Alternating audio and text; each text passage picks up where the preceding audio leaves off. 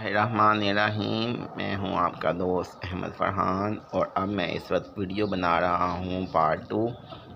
Video का topic था कि जानवरों को सर्दियों में कौन कौन सी बीमारियां लगती हैं, उनका इफ़ेक्टिव ट्रीटमेंट कैसे किया जा सकता है, प्रिवेंशन कैसे की जा सकती है, बीमारी को खुड्डे में आने से रोका कैसे जा सकता है। मैंने 2 पॉइंट्स उसमें डिस्कस किए कि जानवर को एक के खुड्डे में बीमारी को आने से रोका कैसे जा सकता है, और दूसरा ये कि आप सर्दियों के अंदर जानवरों की ग़िज़ा कैसे रख सकते हैं। अब मैं आपको ये बताऊंगा कि जानवरों को अगर बिलफर्ज बीमारी लग गई तो अब आपने क्या करना है। पहली बात तो ये कि अगर आपके जानवर को सर्दी लगती है तो फिर आपने कोशिश करनी है कि एक तो उसको अंडा दें, और अगर जानवर अभी इकट्ठे इस एज में हैं कि एक दूसरे को बर्दाश्त कर जाएं तो आप उनको जर्दी भी दें। दूसरा ये कि आप अगर सर्दी लगी है जानवर को तो आप कोशिश करें कि उसको मकई का जौन सा है वो उसको मकई को भिगो के तो फिर वो उसको दें। और तीसरा ये कि आप उसको कहवा पिलाएं। ये सब चीज़ें जो सी हैं वो जानवर के अंदर आपको एंटीबायोटिक देने की ज़रूरत नहीं पड़ेगी, जानवर आपका वैसे ही रिकवर कर जाएगा। प्रिवेंशन में एक पॉइंट जो रह गया था वो ये था कि आप कोशिश करें कि अपने जानवर को रानीखेत की गोलियां किसी भी मौसम के बदलाव से पहले दे दें। अगर आप एक दफ़ा अपने जानवर को रानीखेत की गोलियों का कवर दे देते हैं तो ज़्यादा चांस यही है कि आपका जानवर जौन सा है वो अगले 3-4 महीने ठीक रहेगा। रानीखेत की गोलियाँ मुख्तलिफ़ फॉर्म के अंदर मुख्तलिफ़ मेडिकल स्टोर्स पे या पेट स्टोर्स पे अवेलेबल हैं। एक जो मेरे पास पड़ी हुई है वो इस फॉर्म में पड़ी है। ये रानीखेत की गोलियाँ हैं और इनके ऊपर एंडी टैब लिखा हुआ है। एंडी न्यूकासल डिज़ीज़ को कहते हैं और न्यूकासल डिज़ीज़ मीन्स रानीखेत, और दूसरा इस फॉर्म के अंदर अवेलेबल है। मैं मोस्टली ये वाली मेडिसिन को यूज़ करता रहा हूँ और इसके नताइज भी काफ़ी अच्छे रहे हैं। ये 20 से 30 रुपए की आपको डब्बी मिल जाती है। इसमें से 3 गोलियाँ आपने बड़े जानवर को देनी हैं रात के वक़्त, और फिर उसके बाद में सुबह के वक़्त आपने देखना है कि जानवर की सिम्टम्स किस तरफ जा रही हैं, जानवर ने बीमारी तो नहीं ली। असल में ये भी याद रखिएगा, जब आप कोई भी एंटीबायोटिक देते हैं तो वो एंटीबायोटिक उल्टा इफ़ेक्ट भी कर सकती हैं, ख़ास तौर पर अगर आप न्यूकासल डिज़ीज़ के केस में ये मेडिसिन इस्तेमाल कर रहे हैं। तो आपने जानवर को मॉनिटर भी करना है मेडिसिन देने के बाद। सेकेंडली जो मेरे नज़दीक सबसे इफ़ेक्टिव ट्रीटमेंट है वो ये है कि आप जानवरों को एनरोसिन सिरप, या जैसे हम एवरग्रीन फार्मास्यूटिकल में फ्लोक्साटेन के नाम से सिरप बना रहे थे, आप वो जानवर को लाजमी दें। फ्लोक्साटेन का एक्टिव कॉन्स्टिट्यूएंट एनरोफ्लोक्सासिन है और ये एक बहुत अच्छा कवर देता है जानवरों को मैदे की बीमारियों के ख़िलाफ़। बहुत सी जानवरों की मैदे की बीमारियाँ रिकवर अप हो जाती हैं सिर्फ इस एक एक्टिव सॉल्ट से जिसका नाम है एनरोफ्लोक्सासिन। दूसरा बहुत इफ़ेक्टिव सॉल्ट जो इस वक्त मार्केट में है अवेलेबल है, लेकिन वो आपको सिर्फ वेटनरी स्टोर से मिलेगा, वो है टाइलोसिन टार्ट्रेट। एनरोफ्लोक्सासिन भी आपको वेटनरी मेडिकल स्टोर से ही मिल सकेगा एनरोसिन सिरप के नाम से, लेकिन मोस्टली लोग जो पेट्स रखते हैं उनके पास ये सिरप आलमोस्ट हर वक्त होता है। अगर बिलफर्ज आपके जानवर ने बीमारी एक्वायर कर ली है तो अब आप जानवर की सबसे पहले सिम्टम्स को देखेंगे। सर्दी लगना सर्दियों के अंदर एक बहुत कॉमन बात है और उसका ट्रीटमेंट के लिए आपको कोई बहुत ज़्यादा लंबा चौड़ा करने की ज़रूरत नहीं है। जैसे मैंने बताया, आप जानवरों को अगर अंडा देते हैं, उनकी खुराक को थोड़ा सा बेहतर करते हैं जिसमें गर्म चीज़ें ज़्यादा हों, तो ज़्यादा चांस यही है कि आपका जानवर जौन सा है वो रिकवर कर जाएगा 1 से 2 दिन के अंदर। और इसके अलावा कोशिश करें कि जानवर का खुड्डा जौन सा है वो कंटिन्यूसली साफ़ रखें, ताकि जानवर जौन सा है वो सेकेंडरी इन्फेक्शन को एक्वायर ना कर सके, मतलब कोई और बीमारी अटैक ना करें। और अगर इसके अलावा सर्दियों के अंदर या गर्मियों के अंदर जो दूसरी बीमारियां हैं जो अफेक्ट करती हैं, इसलिए क्योंकि आपने अपने जानवर का खुड्डा बहुत ज़्यादा क्लोज़ कर दिया होता है, वो हैं सांस की बीमारियां, जिसे हम CRD भी बोलते हैं, क्रॉनिक रेस्पिरेटरी डिजीज़। अब CRD अगर बिलफर्ज जानवर एक्वायर कर लेता है तो उसका इफ़ेक्टिव ट्रीटमेंट के लिए बहुत से सॉल्ट्स अवेलेबल हैं, लेकिन आप लोगों के लिए बेस्ट ये है कि सबसे पहले अपने खुडों को सर्दियों में जब भी रोशनी धूप लगे उनको धूप लाजमी लगवाएं। दूसरा ये कि ह्यूमिडिटी का बहुत ख़ास ख्याल रखें। तीसरा ये कि जानवरों के फीसिस जो हैं जब वो कट पड़े रहते हैं तो गल सड़ के नाइट्रोजन पैदा करते हैं। आपने किसी भी सूरत अपने खुडों में नाइट्रोजन की कंसनट्रेशन का लेवल इतना नहीं होने देना कि आपके जानवर CRD पकड़ जाएं, क्योंकि अगर बिलफर CRD अपने क्रोनिक स्टेज के ऊपर पहुंची तो फिर जानवर का बचाव तकरीबन नामुमकिन है।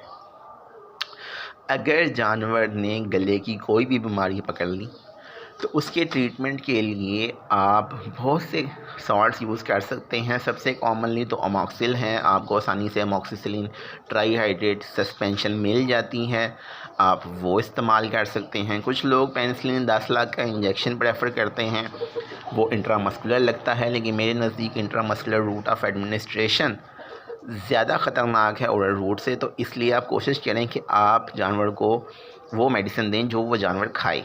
जैसे कुछ लोग लिनको स्पायरा को भी इस्तेमाल करते हैं। अब लिनकोमाइसिन और स्पायरामाइसिन एडिपेट जोन सा है, वो भी एक अच्छा कम्बिनेशन है। इसके अलावा टाइलोसिन टार्ट्रेट और एंड्रोफ्लोक्सासिन टाइलोसिन टार्ट्रेट और एरिथ्रोमाइसिन का कम्बिनेशन बहुत इफेक्टिव है। लिब्रामाइसिन कैप्सूल जोन से हैं वो कुछ लोग अपने जानवरों के अंदर इस्तेमाल कराते हैं, उसमें डॉक्सीसाइक्लिन है। कुछ लोग ऑक्सीटेट्रासाइक्लिन HCl के कैप्सूल को भी इस्तेमाल करते हैं। अगर आपका जानवर बड़ा है तो आपने अपने जानवर को एक कैप्सूल जौन सा है वो पानी में घोल के उसके आगे रख देना है ताकि वो पानी को पिए। इसी तरह अगर बिलफर्ज आपने ऑक्सीटेट्रासाइक्लिन इस्तेमाल करना है HCl तो ये भी पानी में सॉल्युबल है, डॉक्सीसाइक्लिन भी पानी में सॉल्युबल है। ये दोनों चीज़ें आप जानवर को पानी में इस्तेमाल करा के दे सकते हैं। इसके अलावा अगर आप मेरी राय लेना चाहें तो मेरे नज़दीक जो सबसे अच्छा कम्बिनेशन अभी तक मैंने देखा है वो है टाइलोफर्सिन के नाम से है। ये देखिए साइमंस का है और इसके अंदर टाइलोसिन टार्ट्रेट है, एरिथ्रोमाइसिन थायोसायोनेट है और फ्यूराल्टाडोन है। तो आप ये वाला कम्बिनेशन भी इस्तेमाल कर सकते हैं। प्लस इसके अंदर इसी कम्बिनेशन के साथ आप इसके अंदर पेनिसिलिन वी पोटाशियम और स्ट्रेप्टोमाइसिन सल्फेट का आपको पाउडर मिल जाएगा। ये भी साल लेबॉर्ट्रीज़ का ही है। आप इन दोनों पाउडर्स को आपस में मिला के और फिर उसके जानवर को जौन सा है आप थोड़ा सा उसके रोटी को भिगो के उसके साथ लगा के आप जानवर के गले से नीचे उतार दें। ये उस सूरत में है अगर जानवर की बीमारी बढ़ती जा रही है और अगर आप एहतियात नहीं कर पाए, उस सूरत में आपने ये जानवर को दे देनी है। और फिर उसके बाद में हम डिस्कस करेंगे कि अगर CRD क्रोनिक स्टेज में पहुंच जाए तो फिर आप क्या कर सकते हैं या क्या इसकी एहतियाती तदाबीर होती हैं। CRD के अलावा जो दूसरी इम्पॉर्टेंट चीज़ है वो मैंने आपको पहले बता दिया कि न्यूकासल डिज़ीज़ यानी रानीखेत है, और ये दोनों जो सी हैं इनकी सिम्टम्स भी आलमोस्ट मिलती जुलती हैं और अक्सर ये चीज़ डायग्नोज नहीं हो पाती कि किस बीमारी ने आपके जानवर को या आपके खुडे पे अटैक किया। तो चूँकि हम लोग इस पोजीशन में नहीं होते कि हम लोग अब जानवर का बाकायदा मुआयना करा सकें, तो हम लोगों को फिर ऐसे साल्ट्स ही इस्तेमाल करने पड़ते हैं जो मल्टीपल कवर दे सकें। और मैंने आपको उसका तरीका बताया कि आप कोशिश करें कि आप लोग जानवर को ऐसी मेडिसिन दें जो उसके निज़ाम इंहिज़ाम और इसके अलावा सांस दोनों के लिए इफ़ेक्टिव हो। मैंने आपको एग्जांपल के तौर पर बता भी दिया कि अगर आपको टाइलोसिन टार्ट्रेट और एरिथ्रोमाइसिन थायोसाइनेट का फ्यूराल्टाडोन के साथ कम्बिनेशन मिलता है तो ये बेस्ट है। और अगर आपको इसके साथ साथ स्ट्रेप्टोमाइसिन सल्फेट और पेनिसिलिन वी पाउडर इनका भी कम्बिनेशन मिल जाए तो ये भी आपके लिए सोने पे सुहागा है। इससे आपके जानवर को एक कंप्लीट कवर मिलेगा। तो इसके अलावा भी मुख्तलिफ़ कंपनीज़ ने बहुत सी मेडिसिन लॉन्च की हुई हैं। जैसे एवरग्रीन की मैं बात कर रहा था तो वहाँ पे हम लोग टाइलो D20 के नाम से पाउडर बना रहे थे। उसमें टाइलोसिन टार्ट्रेट थी प्लस डॉक्सीसाइक्लिन हाइक्लेट है। इसके अलावा वहाँ पे हम लोग इसका कम्बिनेशन ब्रोमहेक्सिन के साथ और कोलिस्टीन के साथ भी बना रहे हैं। तो ये सब के सब जो साल्ट्स हैं, जिनमें जो पाउडर हैं, जिनमें एक से ज़्यादा एक्टिव हैं, इसका आपको एडवांटेज सिंपली यही है कि आपके जानवर को कोई भी बीमारी अगर पकड़ती है तो आप उस बीमारी से बचने की कोशिश कैसे कर सकते हैं। सर्दियों के अंदर मैंने बताया ख़ास तौर पर बीमारी के चांसेस ज़्यादा होते हैं। समटाइम जानवर बीमार पड़ता है और साथ ही उसको सर्दी भी लग जाती है। अब जब जानवर बीमारी से पहले ही वीक है और ऊपर से सर्दी लग गई तो फिर जो मोर्टेलिटी रेट है वो बहुत ज़्यादा इंक्रीज़ हो जाता है। इसी तरह अगर बिलफर्स आपने छोटे चूज़े पाले हुए हैं तो उस केस में भी मोर्टेलिटी की सतह बहुत ऊपर चले जाती है।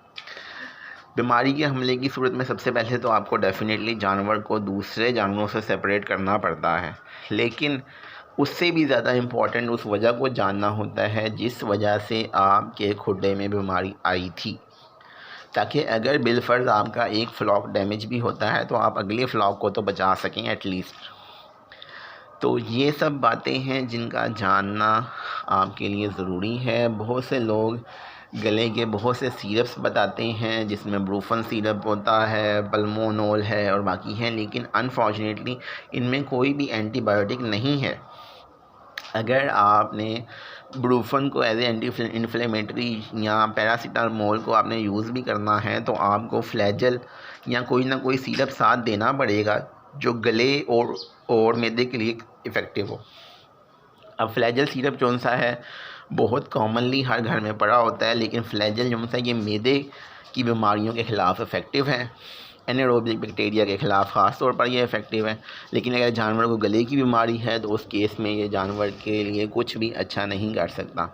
इसी तरह अमोक्सिल सिरप अगर आपके पास पड़ा है, आप अमोक्सिल उसे जानवर को देते हैं तो भी एक प्रॉब्लम ये है कि अमोक्सिसिलिन ट्राईहाइड्रेट चूँकि गले की एंटीबायोटिक है, रेस्पिरेटरी ट्रैक्ट इन्फेक्शन में कॉमनली यूज़ की जाती है और जानवर का चूँकि मैदा ख़राब है तो उस केस में भी आपको कोई फ़ायदा नहीं हो सकता। हाँ, अगर आपके पास ये दोनों कॉम्बिनेशन में मौजूद हैं तो फिर आप उनको ये इस्तेमाल कर सकते हैं।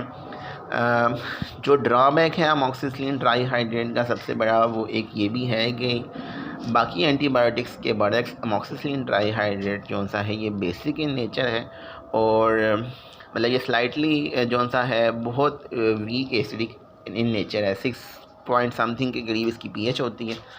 तो इस केस के अंदर भी अगर आपको सिरप की फॉर्म में मिले तो ज़्यादा बेटर है, और अगर आप अमोक्सिल कैप्सूल को इस्तेमाल करना चाहें तो वो शायद उतना इफ़ेक्टिव नहीं रहता, क्योंकि पानी के अंदर इसकी सॉल्युबिलिटी बहुत ही कम है जब तक कि बेसिक मीडिया ना दिया जाए। तो मेरे नज़दीक आप अमोक्सिल की बजाय बेहतर है कि आप एरिथ्रोमाइसिन यूज़ कर लें अगर आपके पास एरिथ्रो अवेलेबल है। नहीं तो अगर आपके पास जैसे फॉर इंस्टेंस डॉक्सीसाइक्लिन विब्रामाइसिन कैप्सूल आपके पास अवेलेबल है या ऑक्सीटेट्रासाइक्लिन अवेलेबल है तो आप वो यूज़ कर लें। उनकी पानी में सॉल्युबिलिटी अच्छी भी है और दूसरा ये कि उनकी पीएच भी एसिडिक इन नेचर है। तो ये वो बातें हैं जो मैं आपको सिर्फ इसलिए बता पा रहा हूँ क्योंकि मैं ख़ुद फार्मासिस्ट हूँ और मुझे दवाइयों की नेचर का भी आइडिया है कि अगर आप अमोक्सिल कैप्सूल भी इस्तेमाल करें तो वो फ़ौरन से इफ़ेक्टिव नहीं होता। इसी तरह अगर आप जानवर के पट्टे के अंदर इंजेक्शन लगाते हैं, बहुत से लोग इस चीज़ को प्रेफर करते हैं, लेकिन ये चीज़ एक दो धारी तलवार की तरह होती है। इसका ये लाज़िम नहीं कि जानवर को इसका एडवांटेज ही हो। सम टाइम आपका जानवर इंजेक्शन को बर्दाश्त नहीं कर पाता और एक्सपायर हो जाता है।